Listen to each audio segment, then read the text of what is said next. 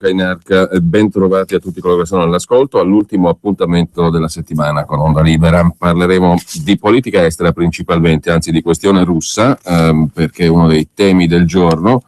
Ma intanto, a proposito di questioni del giorno, vediamo anche la prima pagina, come al solito, dell'agenzia ANSA di stamani. L'apertura sulla politica interna, i senatori di Scelta Civica verso il passaggio al gruppo del PD. L'effetto Mattarella, scrive l'agenzia ANSA. Matteo Renzi preme per blindare le riforme e stringe per rafforzare il peso del Partito Democratico al Senato. Scelta Civica non esisterà più al Senato. Il progressivo sfaldamento del partito di Mario Monti arriva all'epilogo.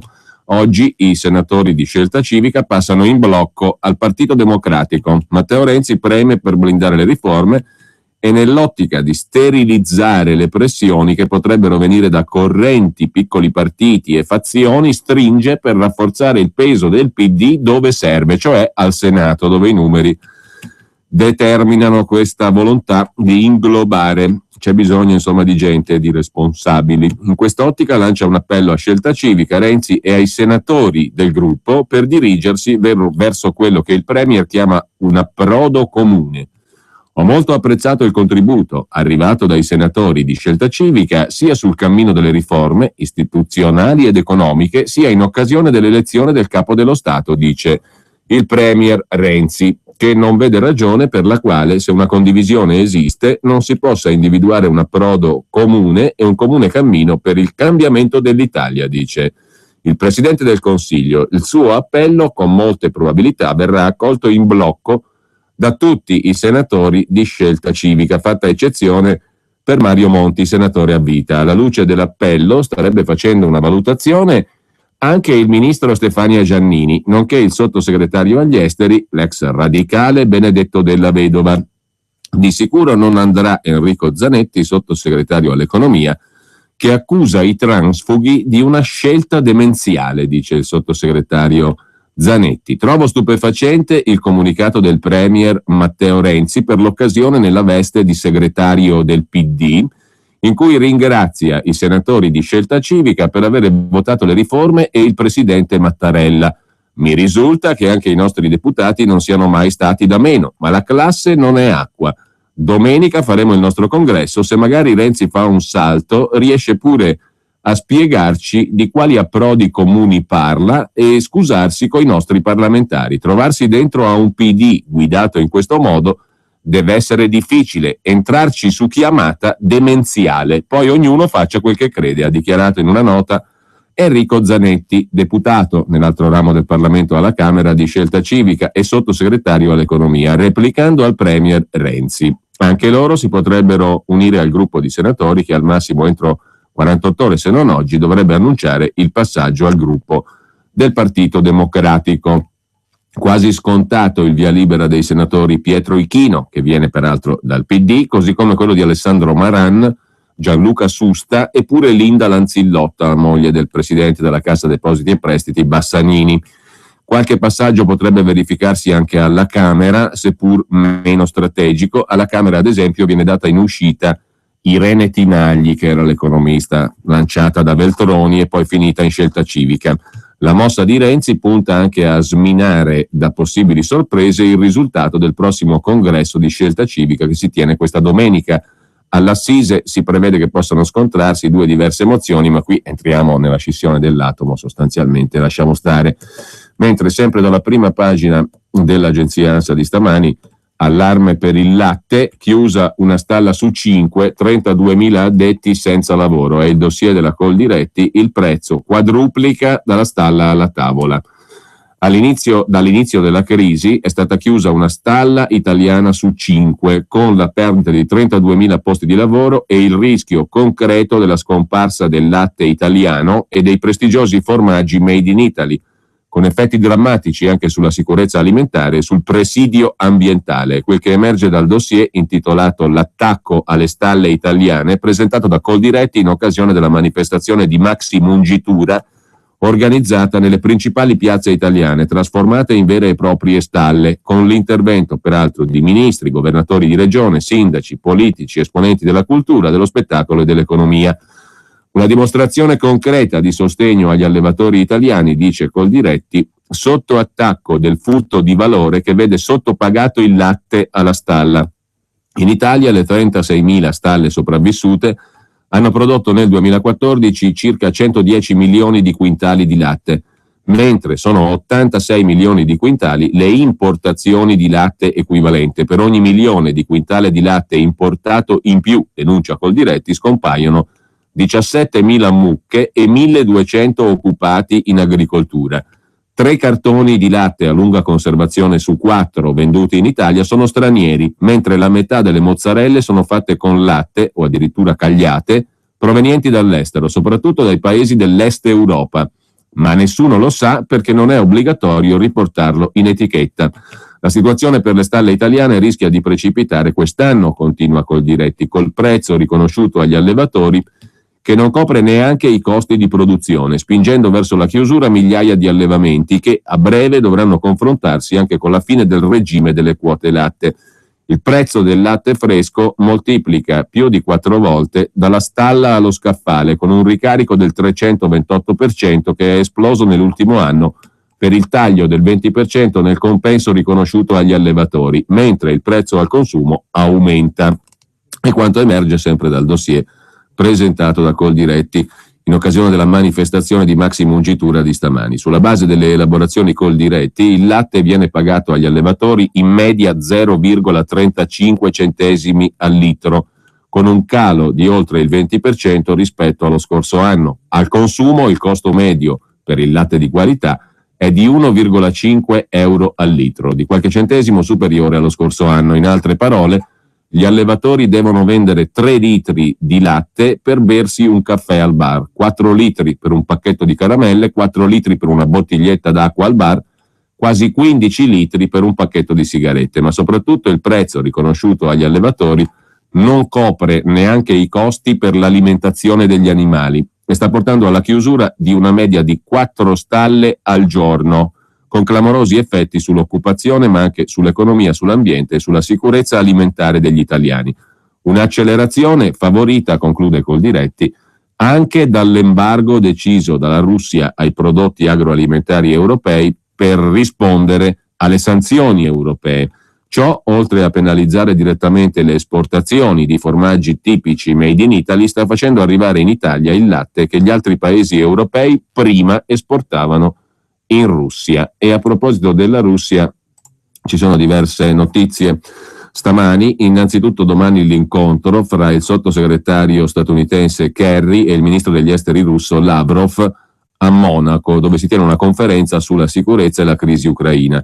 I capi delle diplomazie di Stati Uniti e Russia, John Kerry e Sergei Lavrov, si incontrano domani a Monaco di Baviera, in Germania, a margine della conferenza internazionale sulla sicurezza. Lo ha riferito una fonte diplomatica all'agenzia russa TASS. Probabilmente la crisi ucraina sarà al centro dei colloqui. A proposito di questo, è stato aperto un corridoio umanitario nella zona di Debaltseve, nuovo fronte caldo nel sud-est ucraino, per permettere l'evacuazione dei civili. Eduard Basurin, rappresentante del Ministero della Difesa dei filorussi di Donetsk, riferisce un accordo con Kiev per una tregua dalle 9 del mattino alle 18. E sempre sullo stesso tema, diplomazie al lavoro per la soluzione della questione ucraina, François Hollande, Angela Merkel e Pietro Poroshenko, il presidente ucraino, hanno auspicato un cessate il fuoco immediato nel sud-est ucraino durante i loro colloqui di ieri a Kiev.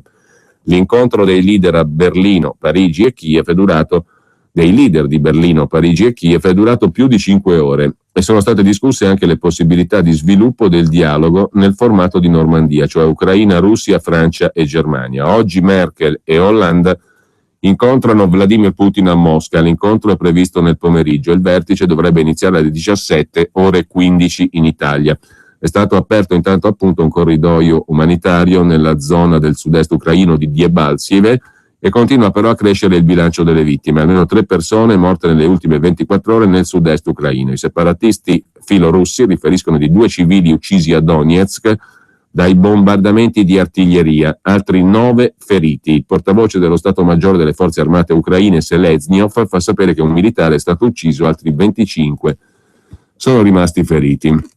Infine, sempre dal primo piano dell'ANSA di stamani, lo schiaffo della Banca Centrale Europea con il blocco del rifinanziamento delle banche greche fa male ad Atene, la cui borsa subisce un tracollo, titoli di Stato a picco, male lo spread, ma la troica è completamente finita, ha affermato oggi il premier greco Tsipras parlando ai componenti del gruppo parlamentare di Syriza riunito ad Atene. Poi ha assicurato: abbiamo un impegno con le regole dell'Unione Europea anche se non siamo d'accordo con esse.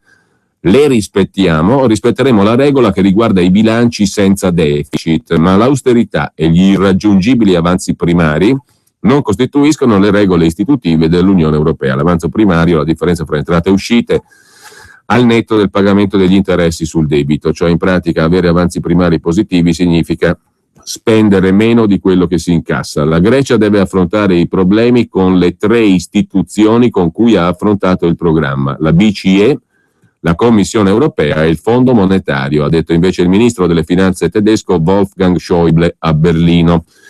Noi siamo disposti a trattare, siamo una chance per l'Europa, ha controbattuto il ministro greco delle finanze Yanis Varoufakis. Noi abbiamo grande sostegno nel popolo greco, usateci per iniziare un nuovo capitolo della storia dell'Unione Europea.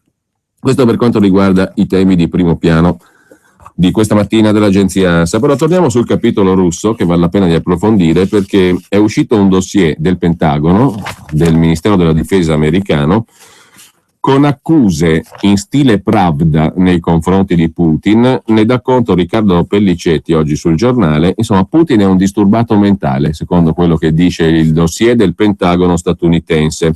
Il leader russo soffrirebbe della sindrome di Asperger, una notizia che ha il sapore della propaganda, commenta oggi sul Giornale Riccardo Pellicetti. La questione di fondo è che Europa e Stati Uniti sembrano sempre più ai ferri corti contro la Russia. Nonostante i tentativi diplomatici per risolvere il conflitto nelle regioni orientali, cioè russe, dell'Ucraina, la tensione continua a crescere e gli ultimi annunci dell'Alleanza Atlantica, della NATO, che aumenterà a 30.000 uomini la forza di reazione rapida in funzione anti-Mosca, accompagnati da parole minacciose del segretario di Stato americano John Kerry, non possono far pensare a una soluzione ottimistica della situazione. Come se non bastasse, in America, negli Stati Uniti, è stato pubblicato uno studio niente meno che sulla salute di Vladimir Putin, nel quale si afferma che il presidente russo soffre di disturbi autistici. Coincidenza curiosa, scrive sul Giornale oggi Riccardo Pellicetti, non solo perché questa notizia viene diffusa proprio in un momento in cui la crisi fra Stati Uniti e Russia ha raggiunto l'apice, ma anche perché l'analisi medica era stata condotta nel 2008. Soltanto ieri i media americani, dalla TV CBS al quotidiano USA Today, ne sono entrati in possesso rendendola pubblica. Cosa affermano gli esperti dell'Office of Net Assessment, che è una specie di pensatoio del Pentagono, del Ministero della Difesa, che ha esaminato Putin?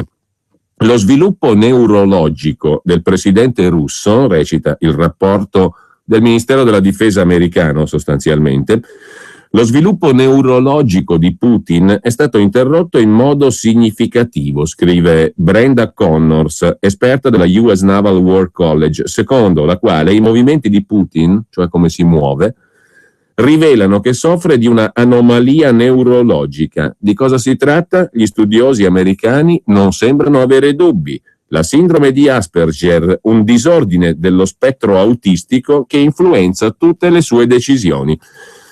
Non siamo esperti in malattie neuropsichiatriche, scrive Riccardo Pellicetti oggi sul Giornale, ma restiamo molto perplessi da come siano riusciti a diagnosticare negli Stati Uniti, al Pentagono, Ministero della Difesa, i disturbi del leader russo. E gli studiosi rivelano che l'analisi è basata esclusivamente sull'osservazione di filmati risalenti al 2000, dal momento che, guarda caso, nessuno è in possesso di dati medici e di esami diagnostici del presidente Putin. Ciò nonostante, i ricercatori del pensatoio del Pentagono americano, i ricercatori cosa hanno rivelato? Hanno rivelato e hanno ipotizzato, diciamo così, che Putin abbia subito una lesione mentre era ancora nel grembo della madre, vittima a sua volta di un ictus quando era incinta. Tutto ciò, sentenziano i ricercatori statunitensi, potrebbe aver avuto conseguenze sul suo modo di pensare e di agire. In parole povere, Putin è un disturbato mentale, secondo il Pentagono americano. Se avessimo letto queste notizie sulla Pravda negli anni dell'Unione Sovietica o sugli organi ufficiali della Corea del Nord, non ci saremmo meravigliati più di tanto. Ogni mezzo era lecito per liquidare o delegittimare persone scomode. Ma che gli esperti del Pentagono statunitense ci vengano a raccontare oggi, anno di grazia 2015, che un uomo disturbato ha rilanciato e modernizzato San Pietroburgo quando era vice sindaco, ha amministrato il patrimonio immobiliare del Cremlino, ha guidato l'intelligence russa, è stato nominato premier ed eletto presidente della Russia per ben 3 volte, ebbene che gli esperti del Pentagono ci vengano a raccontare che è un disturbato un uomo del genere, ci pare un po' difficile da digerire, scrive Riccardo Pellicetti oggi sul Giornale. Lo studio americano però ha una risposta anche per questo.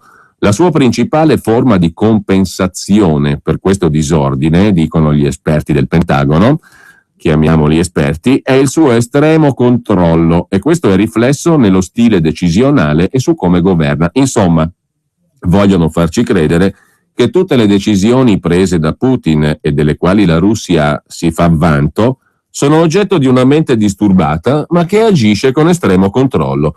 Vorremmo poter dire che costoro sono dei ciarlatani, più bravi nella propaganda che nelle analisi mediche, ma non siamo degli esperti come loro e ci limitiamo a riportare le parole di Stephen Porges, docente di psichiatria dell'Università della Carolina del Sud, citato nel rapporto del Pentagono, il quale ha precisato di non aver visto lo studio finale, ma che in ogni caso eviterebbe di affermare che Putin soffra di una sindrome autistica, come hanno scritto invece i suoi colleghi. Insomma, Putin è un disturbato, dossier del Pentagono con accuse stile Pravda. È stato bello finché è durato.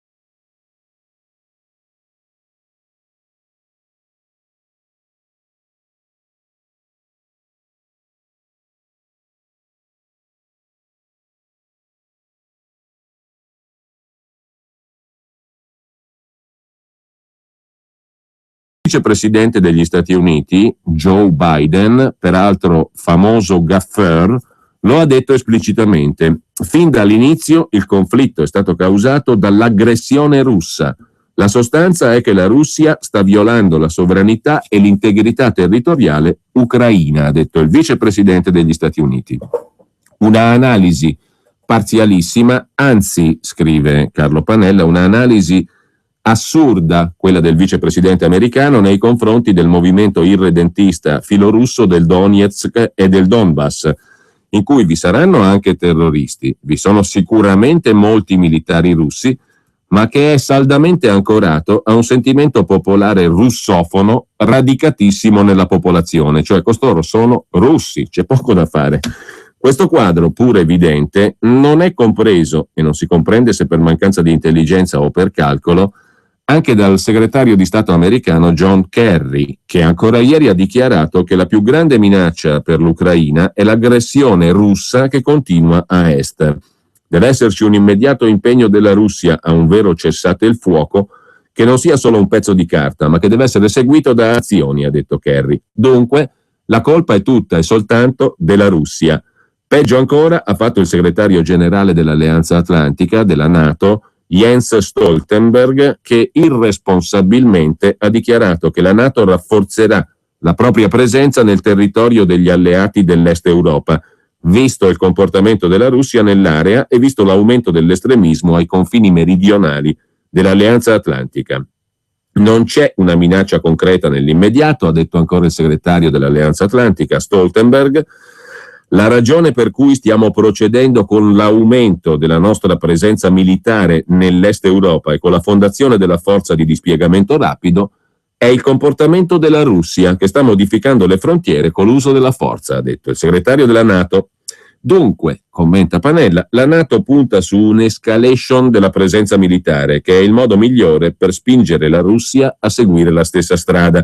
Non solo, il governo ucraino chiede agli Stati Uniti più armamenti, ottenendo qualche riscontro a Washington col futuro capo del Pentagono, Ashton Carter, che si è detto incline a fornire armi all'Ucraina. Ovvia la reazione speculare del Cremlino. Alexander Lukashevich, portavoce del Ministero degli Esteri russo, ha infatti dichiarato che possibili forniture di armi in Ucraina da parte degli Stati Uniti non inasprirebbero solo il conflitto nell'est del paese, ma minaccerebbero anche la sicurezza della Russia e potrebbero danneggiare in maniera significativa le relazioni tra Russia e Stati Uniti. E dire che Mosca continua a dare segni di disponibilità a dare una mano alla lotta contro il terrorismo islamico. All'ONU la delegazione russa sta lavorando al testo di una risoluzione da portare nel Consiglio di sicurezza delle Nazioni Unite per arrivare a una più efficace lotta allo Stato islamico, colpendone i canali di finanziamento.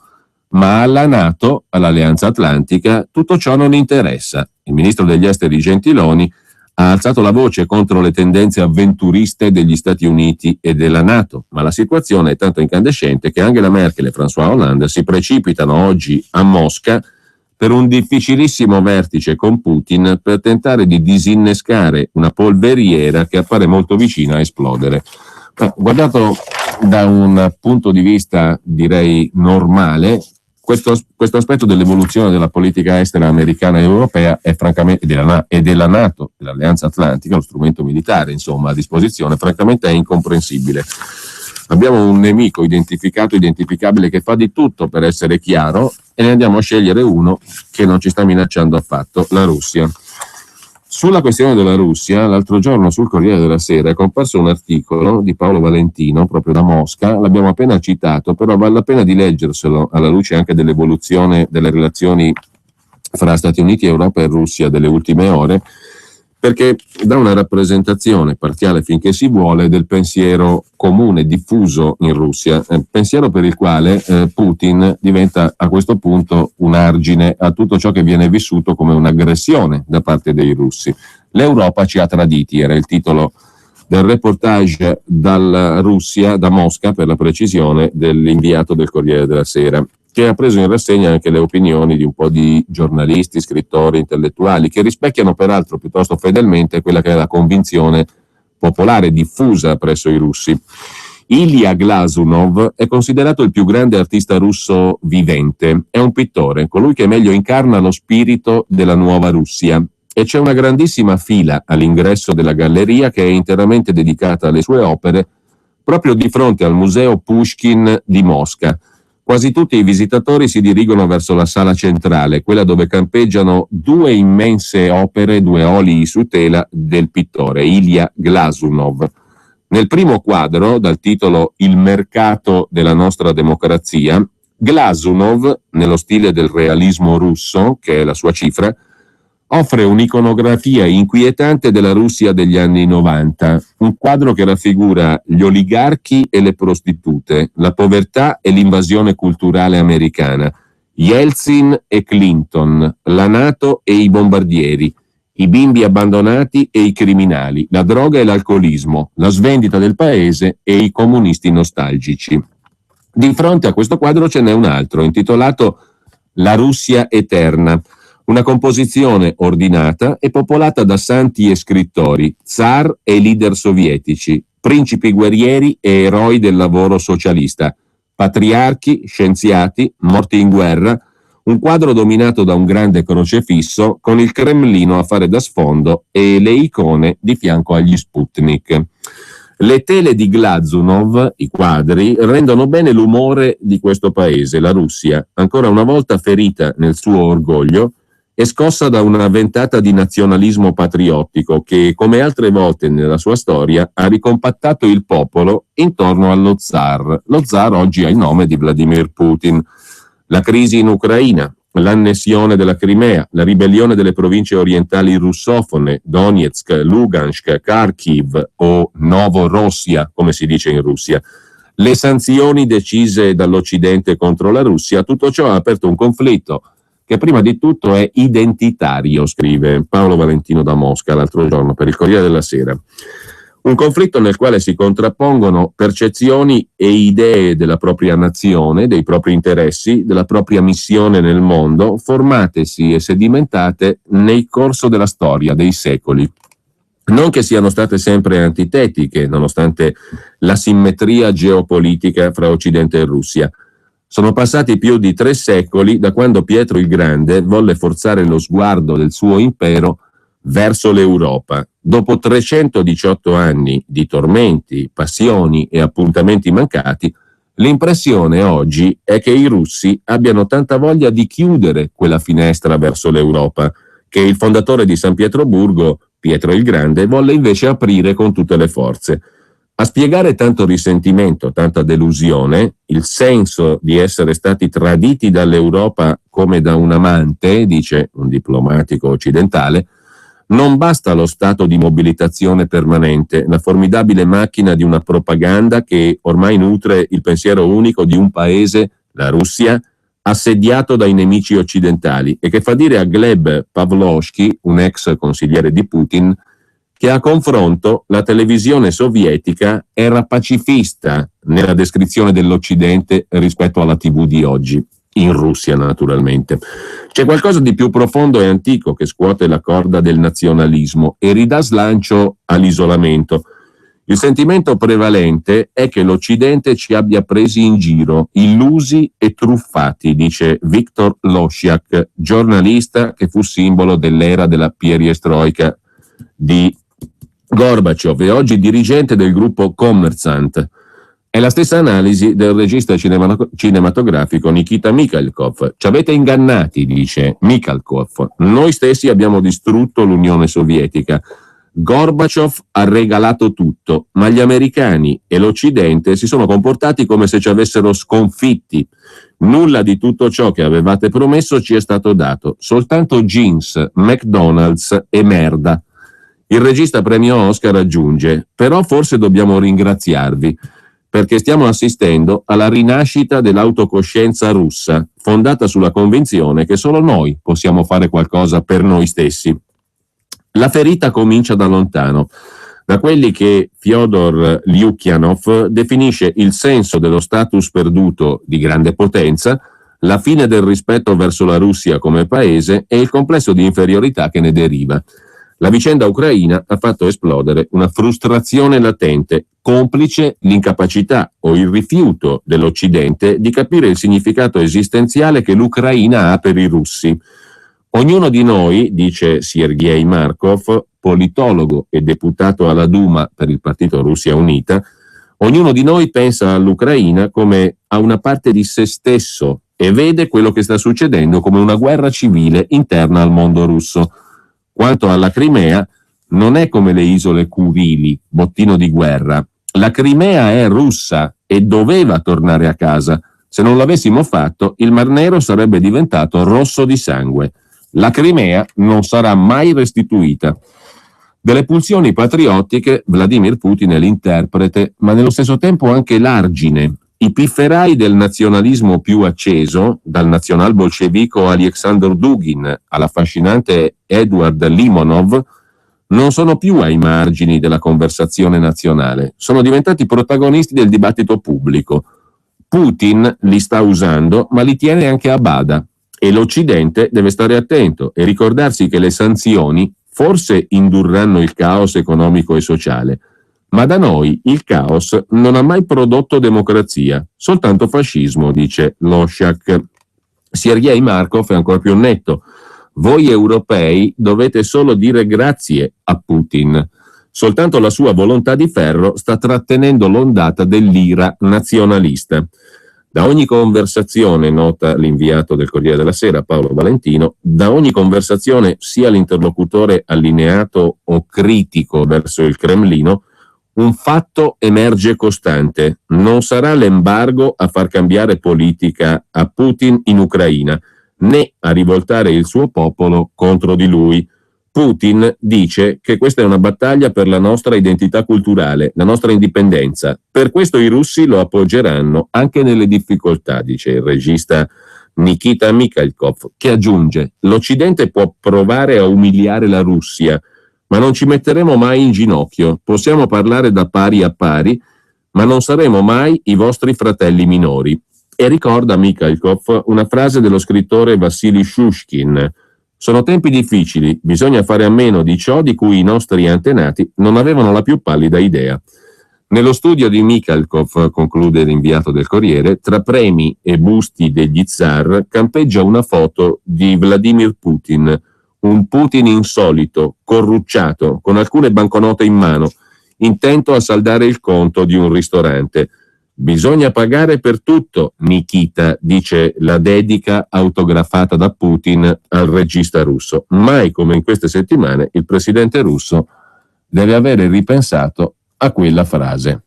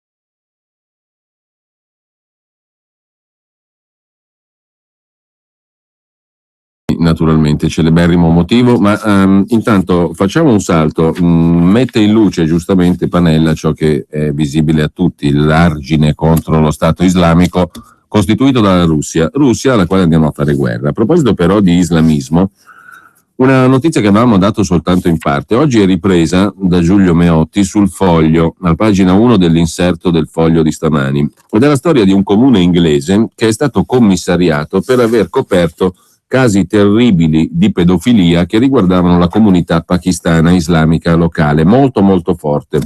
È una storiaccia veramente brutta nel comune di Rotherham. Cose terribili sono avvenute a Rotherham, in Inghilterra.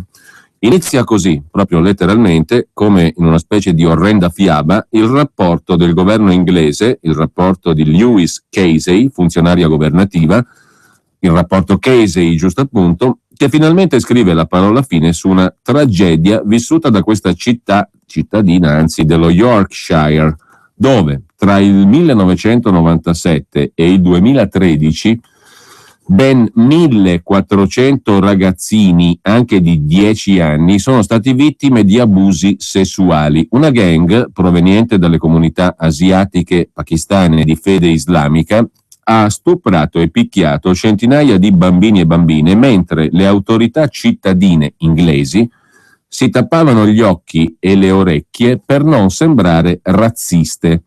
Ho trovato un'amministrazione locale incapace di ammettere la realtà, scrive la funzionaria governativa Lewis Casey, che ha chiesto e ottenuto il commissariamento del Rotherham Council, cioè dell'amministrazione comunale di Rotherham.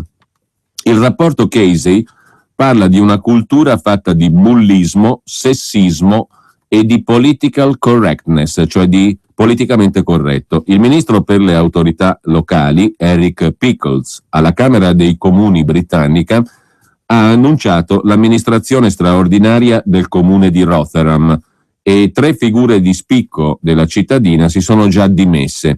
Si tratta del council leader Roger Stone, dell'amministratore capo Martin Kimber e della direttrice dei servizi per l'infanzia Joyce Thacker. Secondo la BBC, siamo di fronte alla più grande inchiesta pubblica della storia britannica. Il rapporto Casey ha scoperto che gli uomini, tutti di origine pakistana e di fede islamica, sono stati autorizzati ad abusare di centinaia e centinaia, più di 1400, fra bambini e bambine, ragazze e ragazzi bianchi, perché il personale del consiglio comunale era terrorizzato di essere etichettato come razzista se avesse affrontato i crimini sessuali. La scorsa estate un altro rapporto governativo del professor Alexis Jay aveva spiegato che le vittime della pedofilia erano state tradite da chi aveva il compito di salvaguardare il loro benessere, cioè dalle autorità pubbliche. Casey adesso parla di un clima malsano in cui le persone avevano paura di parlare a causa dell'identità islamica dei colpevoli di abusi sessuali. Alcuni rappresentanti, islamica e straniera, pakistana, alcuni rappresentanti dell'establishment laburista che finora ha governato il comune di Rotherham hanno già fatto il mea culpa, come il politico Dennis McShane, che ha detto di non aver voluto indagare perché, da lettore del Guardian e da liberal di sinistra, avevo paura, ha dichiarato, di affondare il barcone multiculturale. Lo ha detto proprio esplicitamente. Rotherham, infatti, è uno degli epicentri del multiculturalismo britannico. È una delle città che ha abolito le festività natalizie e le scuole pubbliche, al posto del tradizionale tacchino natalizio, hanno pensato bene di servire pollo halal, cioè islamicamente corretto. Un anno fa il municipio di Rotherham aveva tolto l'affidamento di 3 bambini ai genitori, criticando la loro appartenenza politica, perché erano iscritti allo UKIP di Nigel Farage, il partito per l'indipendenza britannica di Farage. Gli assistenti sociali, gli stessi che hanno per anni coperto gli abusi sessuali dei pakistani sui minori, hanno detto alla famiglia che i piccoli non potevano stare in un ambiente potenzialmente razzista. La stessa mentalità li aveva portati a coprire i crimini pedofili. Immaginiamo cosa sarebbe successo se i colpevoli fossero appartenuti al clero cattolico, scrive Giulio Meotti sul Foglio di stamani. Il quotidiano Daily Mail e altre testate conservatrici accusano adesso i mezzi di comunicazione, i media progressisti, a cominciare dalla BBC, di avere ripulito la notizia degli abusi sessuali. Il quotidiano Times chiede invece le scuse dei politici, visto che il giornale londinese era stato il primo a pubblicare documenti che dimostravano il silenzio e la complicità dei servizi sociali e della polizia di Rotherham. La classe politica parlò di un'inchiesta motivata dalla politica da parte della stampa di Murdoch. È stato invece un gigantesco sabba multiculturale. Anche la polizia non faceva il suo dovere perché aveva paura di essere tacciata di razzismo.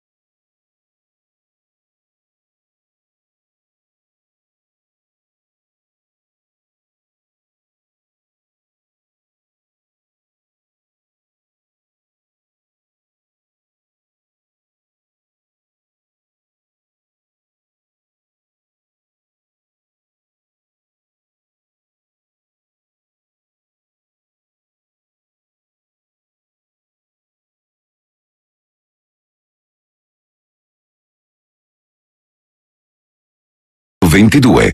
E vediamo un po' cosa ci racconta allora Elisabetta Rosaspina in questo reportage dalla città di Lunel, dalla cittadina, anzi francese di Lunel, nella quale è nato Éric Zemmour, che è uno degli autori, dicevamo prima, più letti in Francia in questo momento e più criticati anche dalle associazioni varie islamiche. In Francia c'è un villaggio dove fioriscono gli jihadisti, cioè i guerriglieri coranici. È una cittadina con 26.000 abitanti, multietnica per eccellenza, e ha questo record di avere la più alta concentrazione di volontari partiti per combattere in Iraq e Siria sotto le insegne del califfato islamico, dello Stato islamico. Gli islamici reclutano fra giovani apparentemente normali. Fatte le debite proporzioni, scrive l'inviata del Corriere della Sera, oggi sul 7 trovate questo reportage, fatte le debite proporzioni è come se da Roma fossero partiti volontari per Iraq e Siria in meno di un anno più di 2.200 cittadini residenti e ne fossero rimasti uccisi oltre 650 sui campi di battaglia. Fatte le proporzioni è come se da Milano fossero partiti 1.750 residenti e ne fossero morti più di 500 in 3 mesi, tra ottobre e fine dicembre.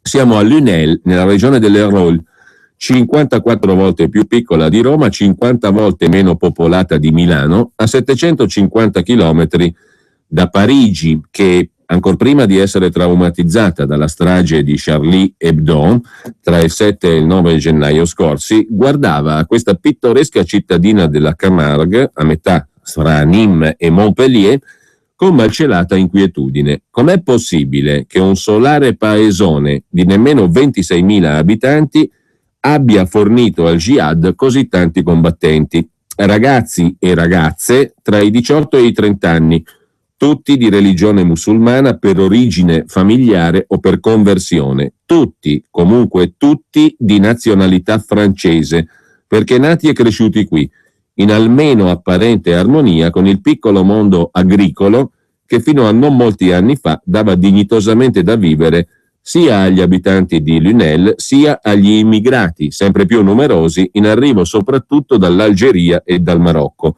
E dunque, che succede a Lunel se il 10%, ovvero 6 dei 60 francesi, il bilancio è salito a 73, morti l'anno scorso combattendo una guerra altrui in terra altrui, sono partiti da questo placido angolo provenzale per la guerra santa?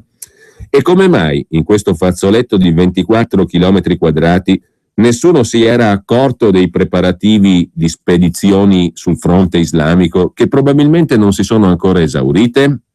Se lo sono chiesti per primi i servizi segreti di Parigi, impegnati a ricostruire il percorso di 1 migliaio e forse più cittadini francesi arruolati dalle milizie di Iraq e Siria, anzi in Iraq e Siria, le milizie dello Stato islamico, tra l'ottobre 2013 e l'estate 2014. In 380 hanno preferito aggregarsi ai gruppi terroristi anziché all'esercito libero siriano. 2 francesi erano stati riconosciuti fra i tagliagole dello Stato islamico impegnati a girare il loro film preferito, cioè Come sgozzare i prigionieri, in un coreografico allineamento alle spalle di una fila di 18 soldati siriani inginocchiati ai loro piedi. Altri si rivolgevano in francese ai connazionali nel video di propaganda prodotto dai cineasti del califfato, senza nascondere il volto e nemmeno l'accento di provenienza.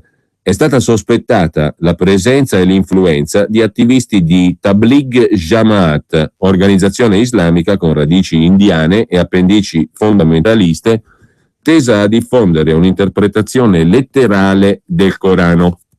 Alle 6 del mattino del 27 gennaio, decine di uomini in passamontagna nero hanno invaso i vicoli di Lunel, hanno sfondato porte, hanno perquisito appartamenti alla ricerca di conferme ai sospetti degli investigatori. La retata antiterrorismo dei reparti speciali francesi si è conclusa con 5 arresti, anche se le responsabilità dei fermati sono ancora tutte da verificare. Se davvero colpevoli, formavano una cellula piccola ma in grado di infiltrare e devastare la quiete di Lunel, il cui nome era fin qui associato soltanto a un vino dolce, il Muscat de Lunel, e alla poetica leggenda secondo la quale i suoi abitanti cercavano di catturare la luna riflessa di notte sull'acqua del fiume con un paniere bucato. Lunel e i suoi pescalune Sono fieri della loro storia e delle loro tradizioni, del loro passato in prima linea durante le guerre di religione fra cattolici e protestanti, prima metà del Seicento, e dei sapienti ebrei che nacquero a Lunel e vi prosperarono, facendone un centro di studi filosofici, di medicina e di astronomia già nel Medioevo, prima di esserne cacciati nel XIII secolo. La storia ha lasciato ricordi del passaggio di Filippo il Bello e dei Templari. All'inizio del Novecento la costruzione di un imponente mercato, Les Halles, tuttora in funzione, e di alcuni sontuosi edifici privati come il Palazzo Notarile sono testimonianze di un'epoca florida. Ma adesso in centro la Rue Sadi Carnot offre una lunga sequenza di saracinesche di negozi abbassate. La libreria esoterica non ha avuto fortuna, i suoi 75 metri quadri sono in attesa di acquirente a 65.000 euro. Ristoranti vietnamiti si mescolano a rivendite di kebab, fast food cinesi, trattorie magrebine, sale da tè e negozi alimentari dai nomi evocativi: Le Mille e una Notte, Paradiso Orientale, Marwan Tè. Mamme velate spingono le loro carrozzine senza degnare di uno sguardo le poche boutique aperte. La crisi ha colpito duro a Lunel. Un quarto, ma c'è chi dice un terzo della popolazione è musulmana, contro il 7,5% della media francese. Una manovalanza preziosa ai tempi dell'abbondanza, quando parevano non bastare mai le braccia importate dal Nord Africa per coltivare i campi della regione. Ma ora un abitante su 5 è disoccupato e 4 giovani su 10 non trovano lavoro. Per figli e nipoti di quella generazione sembra non esserci più spazio. Sono giovani alla deriva, dice Pascal Gomes, attore e organizzatore di incontri quasi settimanali in piazza per favorire il dibattito e la coesione fra gli abitanti. Sono nati in Francia, dice Gomes, ma hanno origini magrebine. Partono per trovare una patria che li accolga. Ma deve esserci dell'altro se da 2 anni e mezzo, scrive l'inviata del 7 del Corriere della Sera Elisabetta Rosa Spina, da 2 anni e mezzo Lunel è stata inserita tra le 15 zone di sicurezza prioritarie assieme ai quartieri nord di Marsiglia, alla Cayenne nella Guyana francese e a Saint-Denis, zone turbolente dove il presidente Hollande aveva promesso in campagna elettorale il rafforzamento della sicurezza per contrastare la delinquenza. Qualche esagitato c'è, ammettono informalmente negli uffici della polizia municipale. Ci sono alcuni attaccabrighe che provocano, strumentalizzano la religione, ma non sono poi loro a partire per la Siria. Quelli che sono andati a combattere per lo Stato islamico non avevano mai creato problemi prima. Li abbiamo visti crescere, studiare e trovarsi anche un lavoro o metter su famiglia. Hanno sempre mantenuto un basso profilo, senza cenni di fanatismo. Tra i 6 caduti, almeno 3 parevano ben integrati a Lunel, un muratore, uno studente di informatica, il gestore di un bar. È che qui la moschea si sta radicalizzando, dice uno dei vigili urbani della cittadina di Lunel. Il ruolo della moschea è centrale. Occhi puntati dunque sulla maestosa moschea Al-Baraka, costruita tra il 2007 e il 2010, al posto di un capannone agricolo, in grado di ospitare circa 800 fedeli durante il Ramadan, alla periferia est della città, sulla strada per Nîmes, dove inizia la campagna e pascolano i famosi cavalli bianchi della piccola Camargue. Uno dei jihadisti di Lunel, morti in guerra, era il figlio di uno degli ex presidenti della locale Unione dei Musulmani, che amministra la moschea Al-Baraka. L'imam, la guida religiosa, non parla francese e questo è un altro motivo di cruccio per il sindaco di Lunel, Claude Arnault, che avrebbe voluto sentire un intervento forte e chiaro, ma soprattutto in lingua francese, della rappresentanza musulmana, anzi un'esplicita e dura condanna di questo esodo verso il jihad dalla cittadina di Lunel. La moschea non c'entra, aveva finito per rompere il silenzio dell'autorità religiosa Lausin Gumri, presidente dell'Unione dei Musulmani di Lunel, fino all'11 gennaio scorso. Queste partenze sono iniziative individuali, aveva detto il presidente dell'Unione Musulmani di Lunel. L'imam o la moschea non sono mai stati consultati da questi giovani al momento di prendere la loro decisione. Non siamo responsabili di ciò che accade a 6.000 chilometri da qui. Alla richiesta di condannarne la scelta, però, Ghumri ha svicolato. Soltanto Allah può giudicarli, ha detto, scatenando l'ira delle autorità cittadine e regionali, in particolare quando ha attribuito al presidente Hollande la prima spinta ai giovani verso la jihad, visto che è stato proprio il presidente Hollande nel 2011, ha detto il presidente dell'Unione Musulmani di Lunel, a definire Bashar al-Assad un macellaio e un criminale. Perché dunque condannare quelli che sono partiti a causa delle ingiustizie commesse in Siria e non quei francesi che sono andati a uccidere dei bambini palestinesi con l'esercito israeliano l'estate scorsa? Il Consiglio francese del culto musulmano aveva subito censurato le sue affermazioni e il 6 gennaio, alla vigilia degli attacchi a Charlie Hebdo, il prefetto del Dipartimento dell'Hérault, Pierre de Bousquet, ha giudicato la moschea di Lunel preoccupante. 5 giorni prima era stata data in moschea notizia della sesta morte nei ranghi dei jihadisti provenienti dalla cittadina di Lunel.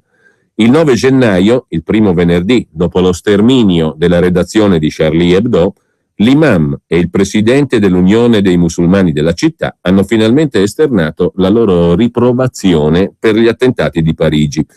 Prima di cedere il suo posto al nuovo presidente Rachid Belkhaï, l'ex presidente dell'Unione Musulmani di Lunel, Hossein Ghumri, ha preferito smorzare i toni e ha assicurato che tra le 1200 famiglie musulmane della città non spira alcuna brezza d'orgoglio per i guerrieri espatriati, ma piuttosto aria di lutto.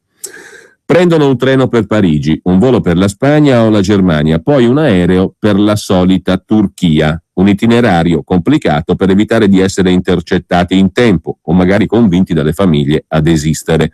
Una volta partiti, contattarli è difficilissimo, se non sono loro a farlo. Non sappiamo dove siano né cosa stiano facendo. E comunque il loro eventuale ritorno in Francia, a Lunel, è visto dalle autorità e dalla stragrande maggioranza dei francesi come una immensa minaccia, più che come il ravvedimento dei figliol prodighi.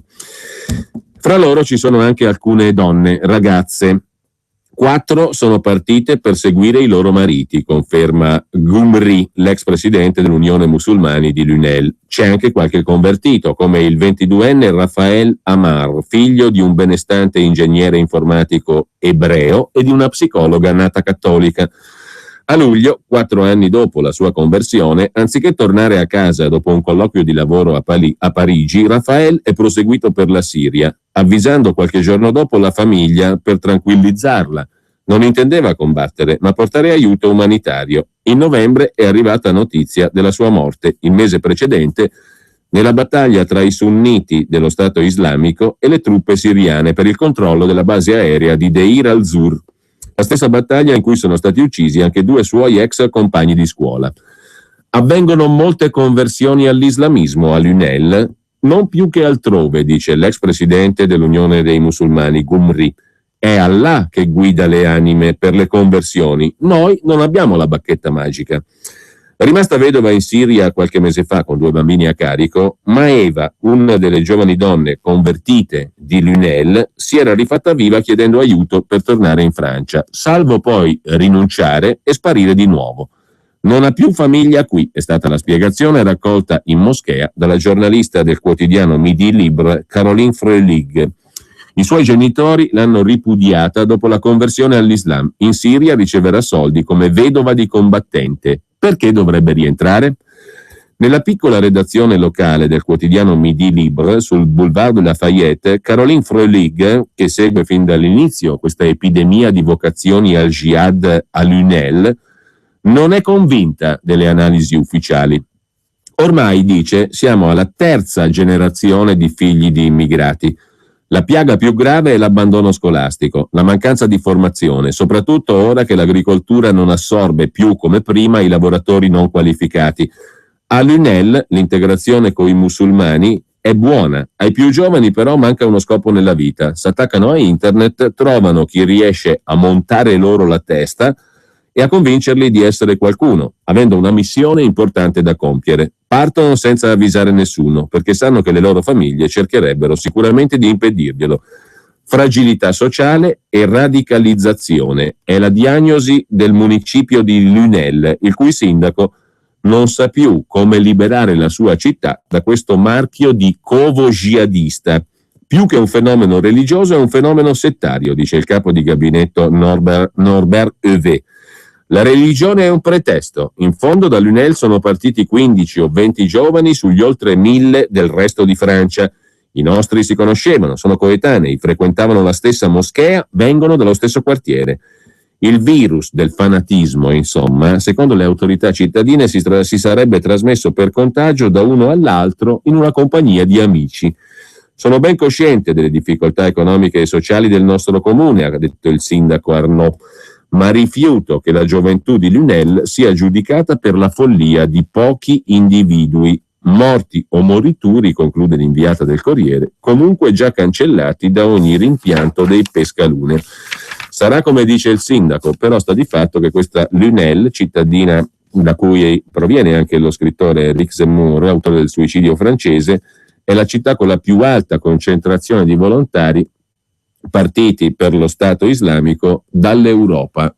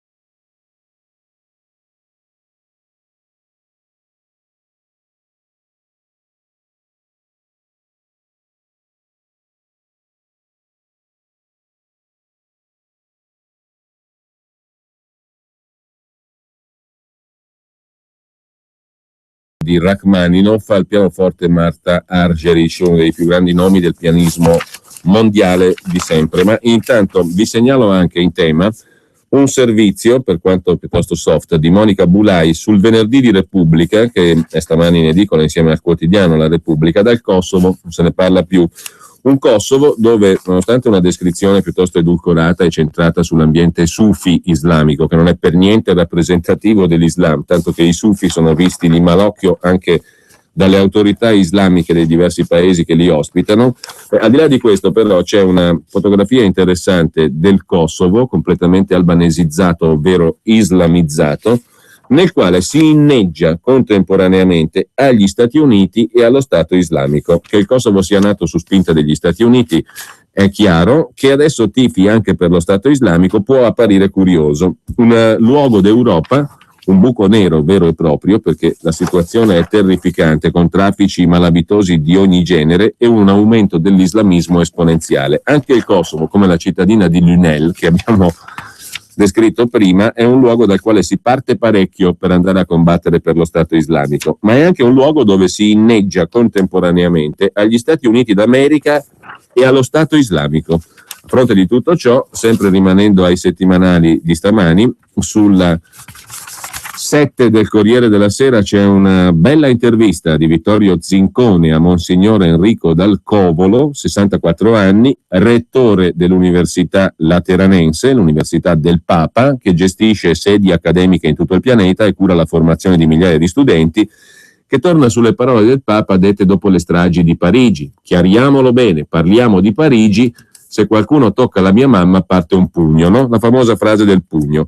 Ebbene, Francesco studia molto bene ogni parola da dire, spiega il rettore dell'Università Lateranense, Monsignor Dal Covolo. Ogni discorso del Papa ha pronto un titolo per i giornali. In questo caso ha il senso della battuta, che era quello di un vecchio proverbio italiano: scherza coi fanti, lascia stare i santi. È un modo per dire all'Islam che, pur condannando la violenza, esiste un intento comune per tutelare le religioni dalle offese. Il Papa è un sostenitore del dialogo con l'Islam, afferma il rettore dell'Università Lateranense, e lo sono anch'io. Ad aprile sarò a Teheran per parlare con i responsabili universitari Dipartimento Studi Interreligiosi. Le elite culturali possono guidare questo dialogo, che poi avrà effetti concreti sui popoli, dice il rettore dell'Università Lateranense Vaticana. Questo processo deve andare avanti. Rimane il fatto che c'è l'equazione mamma del Papa uguale Maometto.